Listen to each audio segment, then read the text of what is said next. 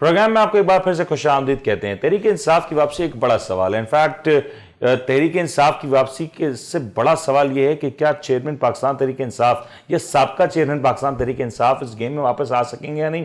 یہ ایک بڑا سوال ہے اور سوال نشان ہے, کیونکہ آج اگر تحریک انصاف کی سیاست کی بات کریں تو وہ آج بھی اور ہمیشہ سے ہی تحریک انصاف کے بانی یعنی کہ عمران خان صاحب کے ارد گرد گھومتی نظر آتی تھی. لیکن اب کیونکہ حالات کچھ بہتر ہے اور 9 مئی کے بعد سے بہت سے بیشتر رہنما تحریک انصاف چھوڑ چکے ہیں, تو کیا ایسے معاملات اور ایسے ماحول میں تحریک انصاف کوئی کم بیک کر سکے گی یا نہیں, یہ ایک بڑا سوال ہے. دوسری جانب تحریک انصاف اس انداز سے نہ صرف جلسے کر پا رہی ہے, نہ ہی کوئی ایسی میٹنگز کر پا رہی ہے. اس حوالے سے تحریک انصاف نے 17 دسمبر کو ایک ورچوئل جلسے کا اعلان کیا اور یہ اپنی نوعیت کا ایک منفرد جلسہ ہوگا.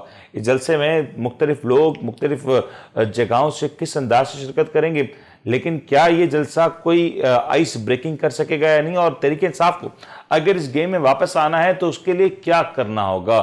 جہانگیر صاحب, ورچوئل جلسہ تحریک انصاف کرنے جا رہی ہے 17 دسمبر کو. یہ ورچوئل جلسہ کیا ہوتا ہے سر؟ یہ انٹرنیٹ پہ ہوگا اور فیس بک پہ ہوگا, ٹویٹر پہ ہوگا, واٹس ایپ پہ ہوگا. آپ اس کو کیسے جو ہے اس کو پکچر کر سکتے ہیں, آپ اس کو ویٹ کیسے کر سکیں گے؟ بس وہ ویٹ ہوگا یا نہیں ہوگا اور اس کا کوئی امپیکٹ ہوگا, اور اس جلسے کی صدارت کون کرے گا, بہت سارے سوالات ہیں. لیکن جہانگیر صاحب, ایک سوال بڑا اہم ہے, میں دو حصوں میں اس کو تقسیم کر لیتا ہوں.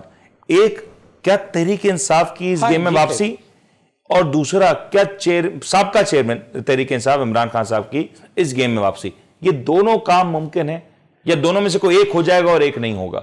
دیکھیں, بظاہر تو نظر آتا ہے کہ جو سروے بھی ہیں اور یہ جو ان کے اتحاد بھی بتا رہے ہیں, جو کمبائنڈ ایفورٹس ہی کرنا چاہ رہے ہیں, کہ ان کو ابھی بھی خطرہ اگر کسی سے ہے تو پی ٹی آئی سے ہی ہے. صحیح ہے. اس کی مقبولیت سے, اس کی قبولیت سے, یہ ساری چیزیں اس کو حاصل ہیں, یہ لوگ جانتے ہیں.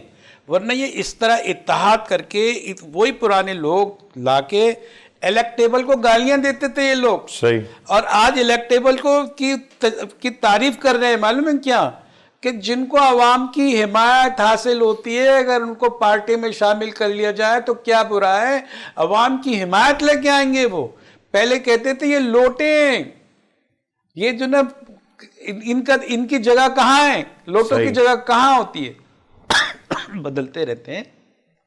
پھنس گئے یہ لوگ, پھنس اس لیے گئے کہ اب اس کے بغیر تو چارہ ہی نہیں ہے. لیکن بدقسمتی یہ ہے کہ اتنا بڑا حادثہ ہوا ہے, اتنا بڑا ملک میں سانحہ چیزیں ہوئی ہیں, اور اتنی 100 جو ہے نا 180 ممالک میں آپ کو 140 پر آپ کھڑے ہوئے ہوں, بدترین کرپشن کے میدان میں ہر جگہ آپ کے جو ہے نیچے سے بارڈر سے جو ہے آپ فرسٹ سیکنڈ تھرڈ آ رہے ہوں, تو آپ کو یہ حالت ہونی چاہیے کہ بالکل پرانا نقشہ, بلکہ اس سے زیادہ پرانا نقشہ نظر آ رہا ہے. کون سی تبدیلی آ گئی, کون سی آپ نے جو ہے سائنس لڑا دی, کون سی آپ نے ایک ایسی چیز لے آئی کہ نمودار ہو جائے گی ہمارا انقلاب, ہمارے ملک کی حالت, ہم ریاست کی حالت بدل سکتی. اس نقشے میں تو بدلتی بھی نظر نہیں آ رہی ہے. اور واپسی کم بیک نہیں ہو رہا. کس کا؟ خان صاحب کا.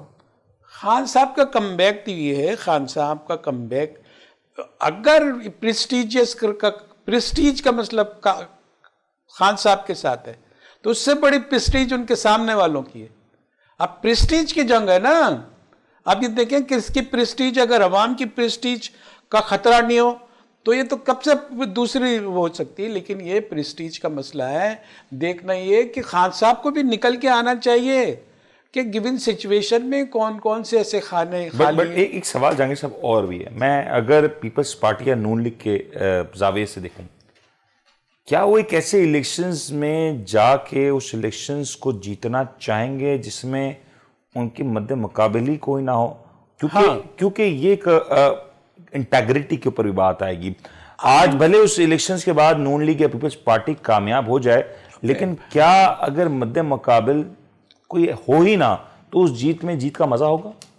بھائی یہ جو چیزیں ہیں انٹریگریٹی, بڑے بڑے الفاظ آپ کہہ رہے ہیں, یہ سب بیانیے ہوتے ہیں. ایک نیا بیانیہ بنا لیتے ہیں.